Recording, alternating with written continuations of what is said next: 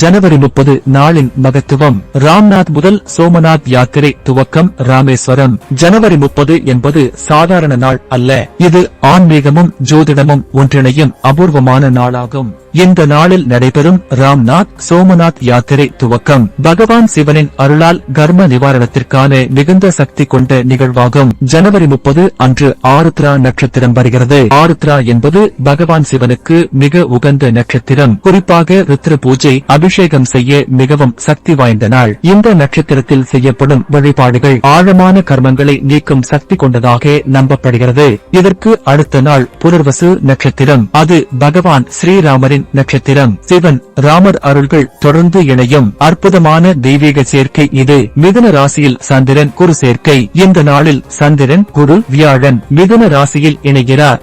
குரு என்பது ஞானம், தர்மம், அருள் மற்றும் முன்னேற்றத்தின் சின்னம். பிரதோஷ தினம் சிவபெருமானுக்கு விசேஷம். ஜனவரி 30 பிரதோஷ தினமாகும். பிரதோஷ நாளில் செய்யப்படும் ருத்ர பூஜை, ஹோமம், அபிஷேகம் மிகுந்த பலனை அளிக்கும். இது பாவ நிவாரணம், வேண்டுதல்கள் நிறைவேறுதல், சிவபெருமானின் அருள் ஆகியவற்றை வழங்கும். கர்மஸ்தானமான மகர ராசியில் 4 கிரகங்கள். இந்த நாளில் மகர ராசியில் கர்மஸ்தானம் 4 முக்கிய கிரகங்கள் நிலை பெற்றுள்ளன.